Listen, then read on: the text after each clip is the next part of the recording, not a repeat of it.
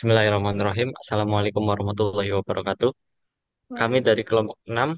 Pada kesempatan kali ini kami akan membahas topik mengenai standar pelayanan fisioterapi yang mencakup pengertian, tujuan, dan ruang lingkupnya. Sebelum masuk ke materi, izinkan kami memperkenalkan diri kami terlebih dahulu. Saya sebagai Muhammad Hakib Pagiyuddin dan rekan-rekan saya, Saya Nafiatun Nisa Ramadhani. Saya Najwa Kirania Wardani. Saya Naira Video Pasha. kami berharap presentasi ini dapat memberikan sedikit gambaran mengenai standar pelayanan fisioterapi. Langsung saja, mari kita mulai dengan pembahasan yang pertama. Bab pertama tentang pendahuluan.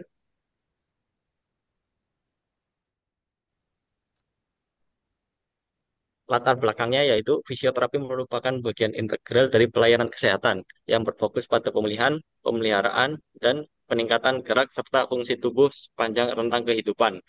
Peran fisioterapi semakin penting seiring dengan meningkatnya prevalensi penyakit tidak menular, gangguan muskuloskeletal, dan kebutuhan rehabilitasi pasca penyakit atau cedera. Dalam konteks sistem kesehatan Indonesia, fisioterapi tidak hanya berperan di dalam rumah sakit, tetapi juga di puskesmas, klinik, dan layanan home care. Lalu, standar pelayanan fisioterapi diperlukan untuk menjamin kualitas, keselamatan pasien, dan akuntabilitas profesi. Peraturan Menteri Kesehatan Nomor 26 Tahun 2022 tentang Organisasi dan Tata Kerja Rumah Sakit serta Permenkes Tahun Nomor 65 Tahun 2015 tentang standar pelayanan jadi dasar pengaturan praktik for duration for physical therapy mendefinisikan fisioterapi sebagai layanan yang bertujuan mengoptimalkan gerak dan fungsi tubuh.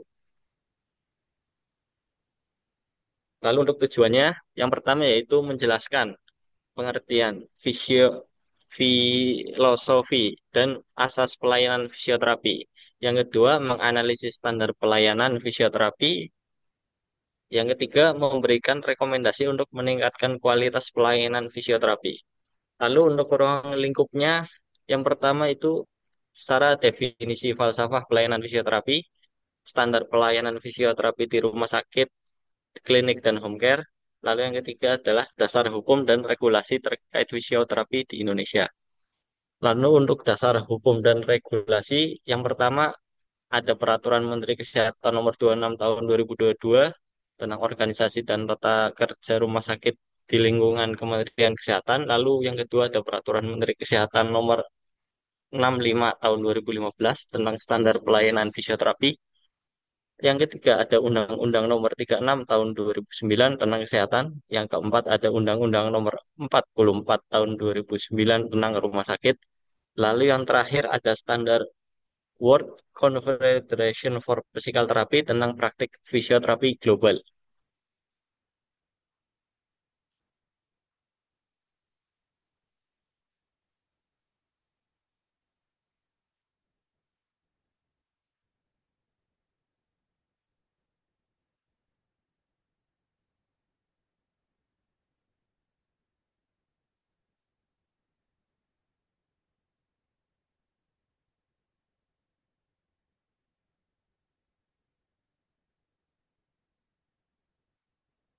Lalu selanjutnya bab kedua, pengertian dan falsafah pelayanan fisioterapi.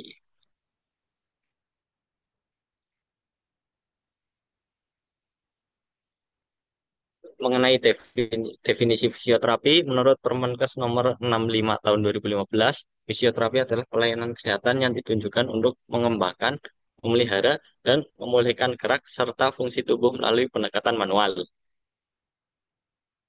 Lalu, WTPC mendefinisikan fisioterapi sebagai layanan yang memaksimalkan potensi gerak dan fungsi untuk meningkatkan kualitas hidup. Filosofi pelayanan fisioterapi berlandaskan pada holistik, yaitu memandang pasien secara utuh, fisik, psikologis, dan sosial. Berpusat pada pasien, pelayanan disesuaikan dengan kebutuhan individu. Lalu berdasarkan bukti, intervensi didukung dengan penelitian yang ilmiah.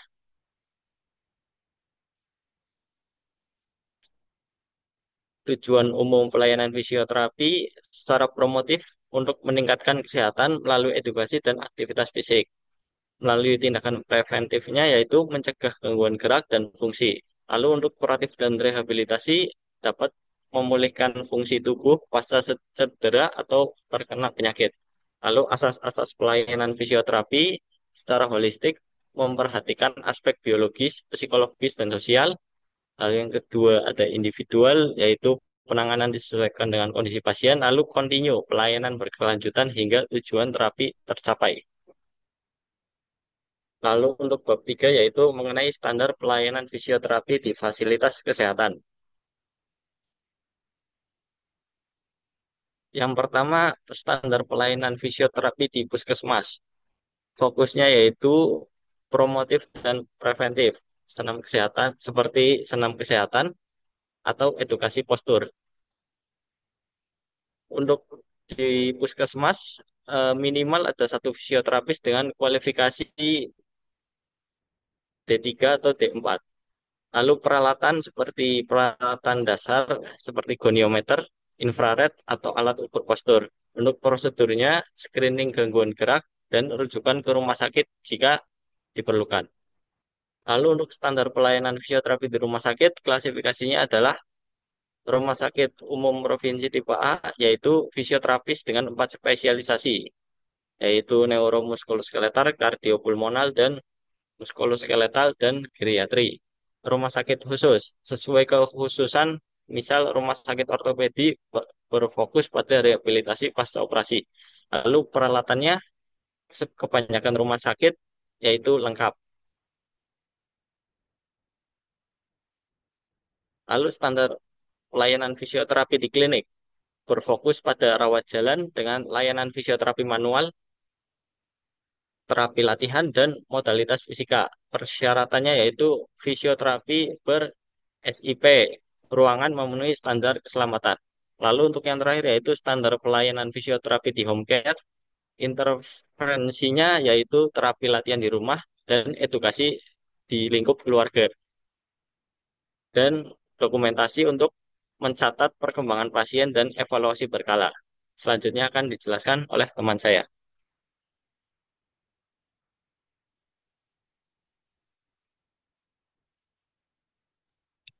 Kemudian bab keempat yaitu tata laksana pelayanan fisioterapi. Alur pelayanan fisioterapi bagi menjadi dua yaitu alur pasien rawat jalan dan alur pasien rawat inap. Alur pasien rawat jalan, pasien datang datang langsung ke fasilitas kesehatan atau melalui rujukan dari poliklinik, praktik dokter umum, dokter gigi, dokter spesialis, atau DBJP. Kemudian, pasien mendaftar di loket pendaftaran umum. Setelah itu, pasien akan menjalani asesmen oleh fisioterapis. Jika berdasarkan hasil asesmen terdapat indikasi untuk fisioterapi, maka pasien akan masuk ke tahap administrasi dan penjadwalan. Kemudian fisioterapis akan memberikan pelayanan fisioterapi sesuai dengan indikasi yang ditemukan. Setelah rangkaian pelayanan selesai, pasien dapat pulang. Kemudian alur pasien rawat inap, pasien atau klien rawat inap yang membutuhkan fisioterapi terlebih dahulu akan dinilai oleh dokter penanggung jawab pasien. Bila dokter menyetujui dan merujuk pasien untuk mendapatkan layanan fisioterapi, maka pasien akan dikirim ke bagian fisioterapi. Selanjutnya, fisioterapi akan melakukan asesmen untuk mengetahui kondisi dan kebutuhan pasien. Jika dari hasil asesmen ditemukan indikasi fisioterapi, maka pasien dijadwalkan untuk menjalani proses fisioterapi sesuai dengan hasil asesmen. Setelah proses fisioterapi selesai, diberikan sesuai kebutuhan, maka pelayanan dianggap selesai. Next. Pemeriksaan awal atau asesmen. Asesmen atau pemeriksaan awal dalam fisioterapi menurut Manurung 2020 merupakan komponen penting dalam manajemen penata laksanaan fisioterapi. Tujuan utama asesmen adalah untuk menegakkan diagnosis fisioterapi melalui proses pemeriksaan dan evaluasi yang sistematis. Asesmen mencakup anamnesis yang meliputi identitas umum pasien, telaah sistemik, serta riwayat keluhan. Selain itu, dilakukan pula pemeriksaan fisik berupa uji dan pengukuran terhadap gangguan fungsi atau impairment, keterbatasan aktivitas, activity limitation, hambatan participation restriction, serta penilaian terhadap nyeri dan risiko jatuh. Pemeriksaan penunjang dapat dilakukan bila diperlukan. Seluruh proses asesmen dilakukan oleh fisioterapis yang memiliki kewenangan berdasarkan kredensial atau penilaian kompetensi yang ditetapkan oleh pimpinan fisioterapi. Next.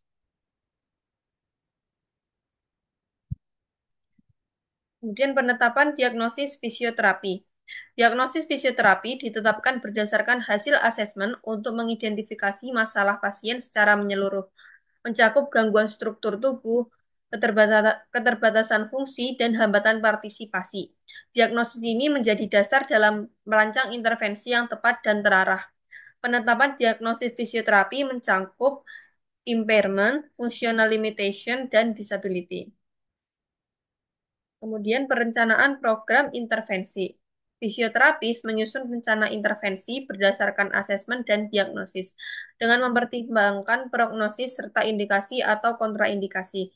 Rencana ini mencakup tujuan, jenis, dan dosis intervensi yang dijelaskan kepada pasien atau keluarga. Didokumentasi dalam reka medis dan dapat ditinjau ulang sesuai kebutuhan.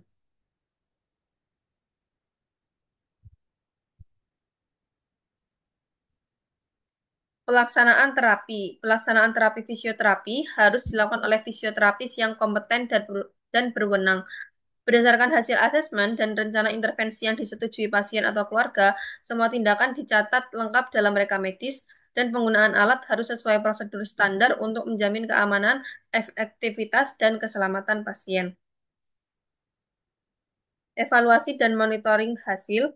Pada tahap akhir pelayanan fisioterapi, fisioterapis bertanggung jawab mengevaluasi hasil intervensi berdasarkan tujuan yang telah ditetapkan. Evaluasi itu mencakup penilaian keberhasilan terapi, pencapaian tujuan, dan hambatan yang masih ada. Berdasarkan evaluasi tersebut, fisioterapis menentukan langkah selanjutnya seperti menghentikan terapi, memodifikasi program, atau merujuk pasien jika diperlukan. Evaluasi ini hanya dapat dilakukan oleh fisioterapis yang memiliki kredensial resmi untuk menjamin penilaian yang objektif dan menyeluruh.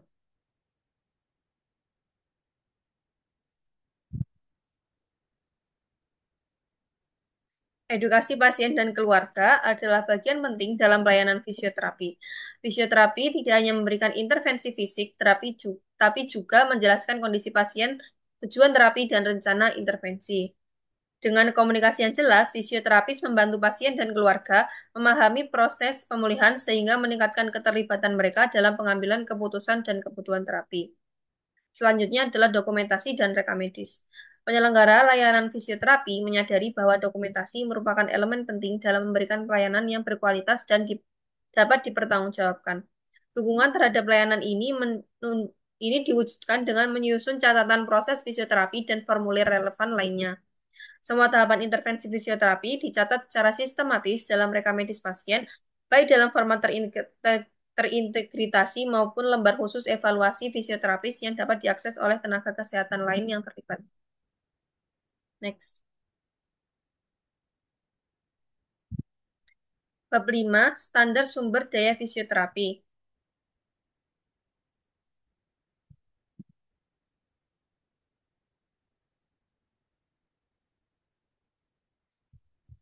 Kualifikasi fisioterapis. Di Indonesia, kualifikasi fisioterapis ditentukan berdasarkan tingkat pendidikan formal yang telah diselesaikan, sesuai dengan Permenkes Republik Indonesia Nomor 65 Tahun 2015. Kualifikasi tersebut meliputi fisioterapis ahli madya atau diploma 3, fisioterapi sarjana sains terapan, diploma 4, fisioterapi profesi, dan fisioterapi spesialis. Setiap fisioterapis harus memiliki surat tanda registrasi fisioterapi sebagai bukti legalitas dan kompetensi, serta surat izin praktik fisioterapi untuk praktik mandiri.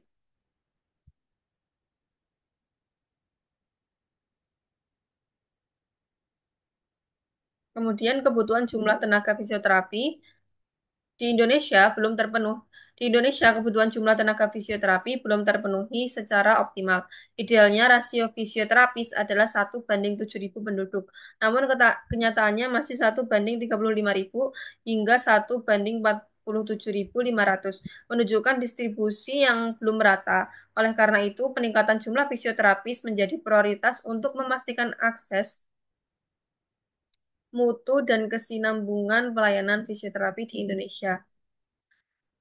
Selanjutnya adalah kompetensi dan pengembangan nasional. Kompetensi fisioterapis mencakup kemampuan dalam asesmen, perancangan, dan pelaksanaan intervensi fisioterapi secara efektif, aman, dan berbasis bukti, serta keterampilan komunikasi, etika, dan kerjasama tim multidisipliner. Standar kompetensi ini bertujuan agar fisioterapis dapat memberikan pelayanan bermutu dan akuntabel. Pengembangan profesional berkelanjutan juga penting, di mana fisioterapi didorong untuk terus memperbarui pengetahuan dan keterampilan melalui pelatihan, seminar, dan pendidikan lanjutan guna menjaga mutu layanan dan mengikuti perkembangan ilmu di bidang kesehatan. Next.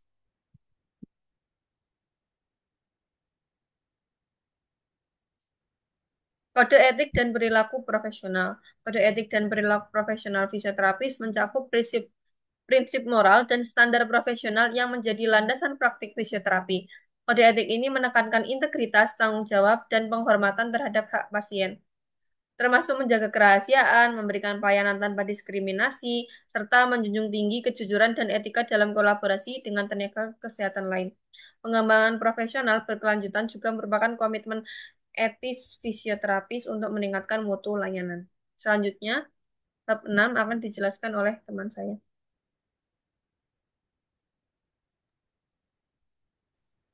Selanjutnya adalah standar sarana dan prasarana.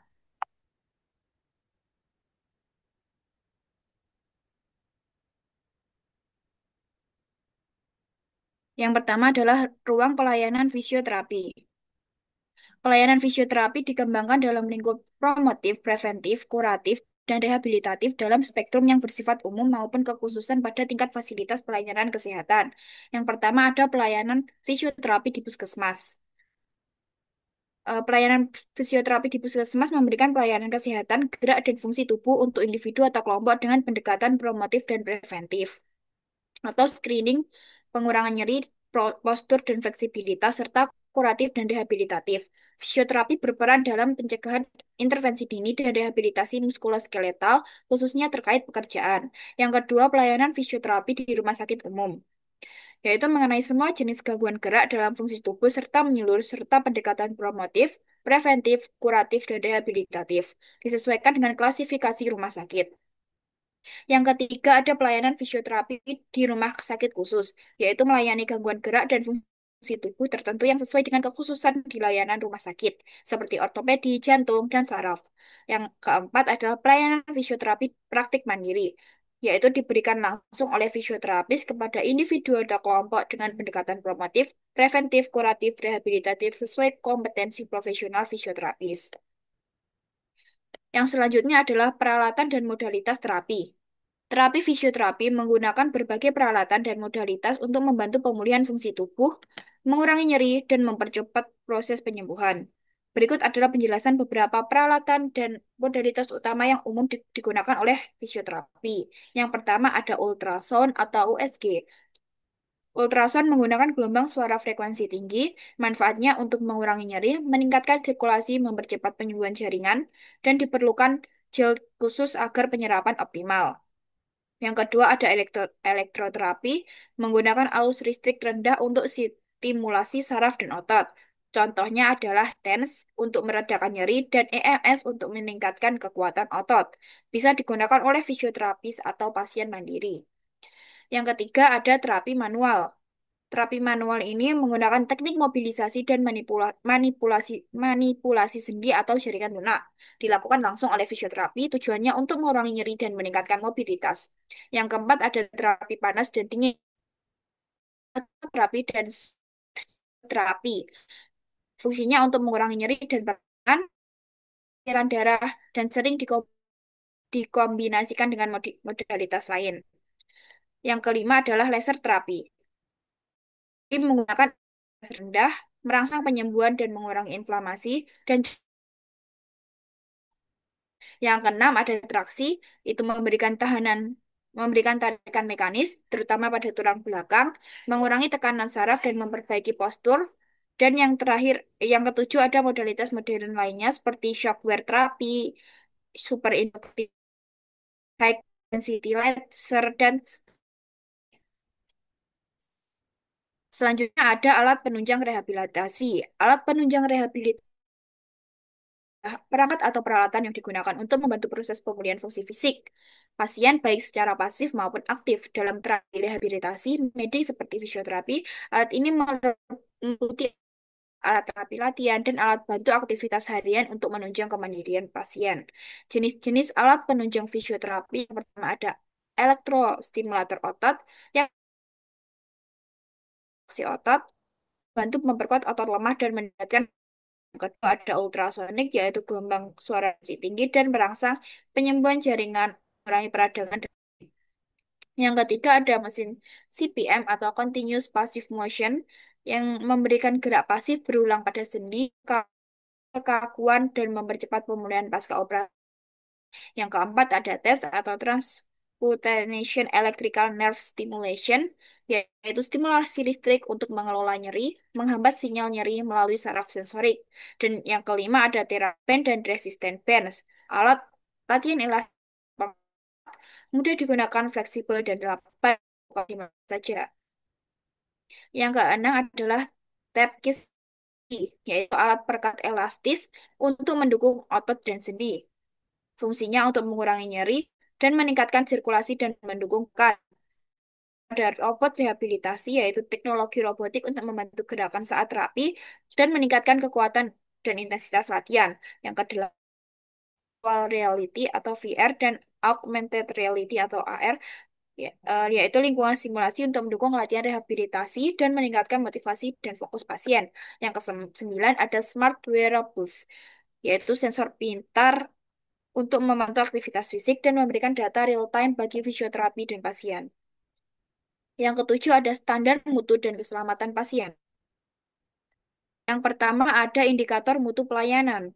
Mutu pelayanan fisioterapi dapat diukur melalui 5 dimensi utama yang dikenal dengan akronim SERVQUAL, yaitu yang pertama ada reliability atau keandalan, yaitu kemampuan untuk memberikan pelayanan yang dijanjikan secara acak.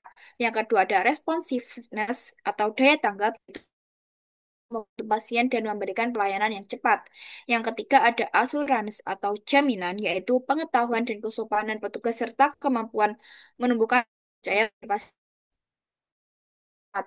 yaitu perhatian pribadi yang diberikan kepada pasien dan kemampuan untuk memahami kebutuhan mereka. Yang kelima ada tangibles atau bukti fisik, yaitu fasilitas fisik, peralatan, penampilan staf yang menciptakan kesan profesional. Kelima dimensi ini saling memberi tingkat kepuasan pasien terhadap pelayanan fisioterapi. Yang kedua ada keselamatan pasien dalam terapi. Keselamatan pasien merupakan bagian penting dalam praktik fisioterapi untuk memastikan bahwa seluruh prosedur dilakukan secara aman, efektif, dan berfokus pada kesejahteraan pasien. Prinsip-prinsipnya yaitu yang pertama ada identifikasi risiko dan penilaian. Fisioterapi harus melakukan penilaian komprehensif terhadap kondisi pasien, termasuk riwayat medis, konsumsi obat, dan faktor resiko lain. Ini penting untuk menyusun intervensi yang aman dan mencegah kejadian yang tidak diinginkan. Contohnya, alat seperti STEADI dapat digunakan untuk mengidentifikasi risiko jatuh pada pasien lansia. Yang kedua adalah penerapan protokol pencegahan infeksi, yaitu untuk mencegah infeksi nosokomial, kebersihan tangan, menggunakan alat pelindung diri, dan kan dibersihkan dan disterilkan sesuai prosedur. Yang ketiga, komunikasi efektif dengan pasien. Komunikasi yang baik antara fisioterapi dengan pasien membantu membangun aman dan kepercayaan. Pasien perlu diberi informasi tentang manfaat, risiko, dan pilihan terapi agar dapat partisipasi dalam proses perawatan. Yang keempat, ada pelaporan insiden dan pembelajaran dari kesalahan. Setiap insiden atau kejadian yang berpotensi membahayakan pasien harus dilaporkan dan ditindaklanjuti. Budaya pelaporan yang terbuka tanpa menyalahkan sangat penting untuk meningkatkan berkelanjutan. Pelaporan insiden dan pembelajaran dari kesalahan. Yang kelima ada pendidikan dan kelanjutan. Terapi perlu terus memperbarui pengetahuan melalui pelatihan berkelanjutan. Hal ini penting untuk mengikuti perkembangan ilmu dan teknologi yang aktif. Yang selanjutnya ada pencegahan risiko cedera. Pencegahan risiko cedera adalah upaya untuk menghindari cedera selama atau setelah sesi fisioterapi, baik pada pasien maupun terapis. Hal ini dilakukan melalui teknik benar, pengawasan, dan penerapan prinsip keamanan. Strategi pencegahan cedera antara lain yang pertama ada pemanasan dan pendinginan. Caranya lakukan pemanasan selama 15-20 menit dan pendinginan setelah latihan membantu aliran darah, mengurangi kekuatan otot, kekakuan otot, dan serta mencegah cedera sendi dan otot. Yang ada latihan kekuatan dan fleksibilitas, yaitu ada latihan isotonik, isometrik, dan isokinetik yang memperkuat. Yang ketiga adalah teknik latihan yang benar. Teknik yang tepat saat latihan penting untuk menghindari kesalahan yang menimbulkan cedera. Yang keempat, penggunaan alat yang sesuai. Gunakan alat jenis terapi dan kondisi pasien untuk menjamin keamanan. Yang kelima ada istirahat dan pemulihan. Waktu istirahat yang cukup mencegah overtraining dan memberi kesempatan tubuh untuk pulih secara normal. Dan yang adalah pola makan yang sehat. Nutrisi seimbang membantu pemulihan otot dan sendi serta mendukung performa terapi. Selanjutnya adalah pengendalian infeksi. Pengendalian infeksi untuk melindungi pasien dan tenaga kesehatan dari penyebaran penyakit. Langkah-langkah utamanya meliputi yang pertama, kebersihan tangan, yaitu mencuci tangan sebelum dan sesudah kontak dengan pasien atau peralatan. Gunakan hand sanitizer berbasis alkohol dan tangan tidak tampak kotor. Yang kedua, menggunakan APD atau alat pelindung diri. Contohnya menggunakan masker, dan gaun pelindung sesuai kebutuhan dan resiko prosedur. Yang ketiga, pembersihan dan disinfeksi peralatan.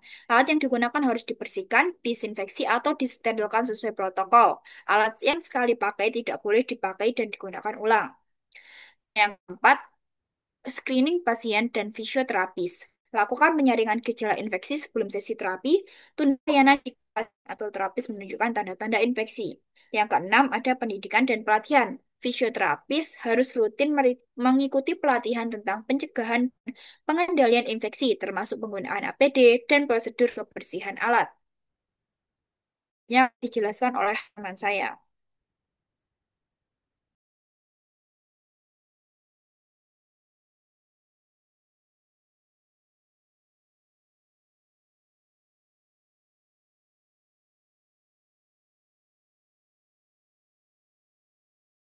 Tiga.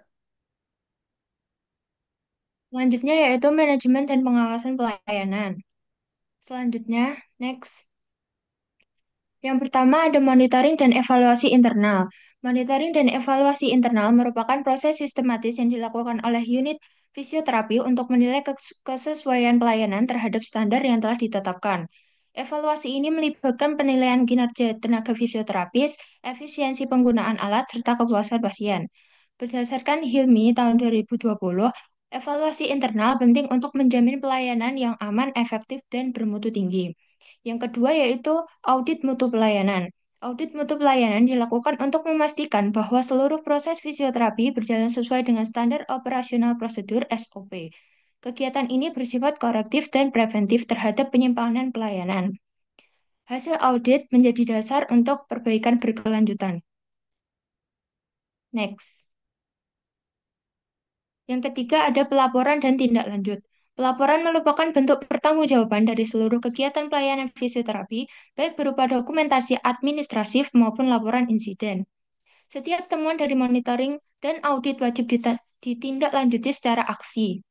Hal ini berguna untuk mencegah terulangnya kesalahan dan meningkatkan kualitas pelayanan. Yang keempat yaitu pembinaan profesi dan disiplin. Pembinaan profesi dan kedisiplinan dilakukan melalui pelatihan, seminar, dan pengawasan etik profesi.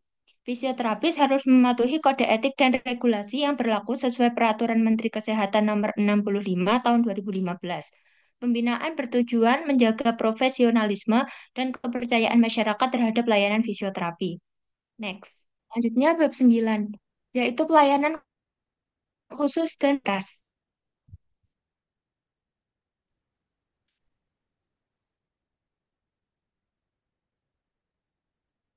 Yang pertama yaitu fisioterapi anak dan geriatri. Pelayanan fisioterapi untuk anak dan geriatri menekankan pendekatan holistik dan individualisasi program terapi. Kelompok usia ini memiliki kebutuhan khusus yang memerlukan penanganan hati-hati, terutama dalam aspek perkembangan dan degeneratif. Yang kedua yaitu fisioterapi olahraga dan ortopedi. Fisioterapi olahraga dan ortopedi fokus pada pencegahan cedera, rehabilitasi pasca cedera, serta peningkatan performa fungsional. Program disesuaikan dengan jenis olahraga, intensitas latihan, dan kondisi muskuloskeletal pasien. Yang ketiga yaitu fisioterapi komunitas. Layanan fisioterapi komunitas bertujuan menjangkau masyarakat luas melalui pendekatan berbasis komunitas atau CPR. Program ini melibatkan pelatihan caregiver, promosi kesehatan, dan pelayanan langsung di lapangan. Fisioterapi komunitas memperkuat sistem layanan primer dengan memberdayakan masyarakat secara aktif. Yang keempat, yaitu pelayanan pada kondisi darurat dan bencana. Fisioterapis memiliki peran penting dalam fase rehabilitasi korban bencana alam atau kecelakaan massal. Intervensi meliputi mobilisasi dini, pencegahan komplikasi, dan pemulihan fungsi. Pelayanan harus cepat, tepat, dan terkoordinasi dengan tim medis lainnya. Next.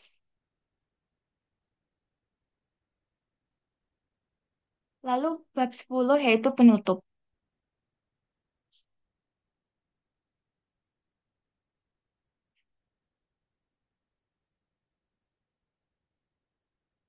Yang pertama yaitu kesimpulan. Manajemen pelayanan fisioterapi mencakup berbagai aspek mulai dari pengawasan mutu, pelayanan khusus, hingga keterlibatan komunitas. Standar pelayanan yang baik akan meningkatkan keselamatan pasien dan mutu layanan secara menyeluruh. Dua, rekomendasi. Disarankan agar setiap institusi pelayanan fisioterapi melakukan evaluasi berkala memperbarui SOP sesuai perkembangan ilmu, serta memperluas cakupan pelayanan berbasis komunitas. Yang ketiga yaitu penyesuaian dan evaluasi standar. Standar pelayanan perlu disesuaikan dengan kebutuhan lokal, perkembangan teknologi, serta hasil evaluasi mutu. Evaluasi secara berkala sangat penting untuk mempertahankan kualitas dan relevansi pelayanan. Selanjutnya, saya serahkan kepada moderator.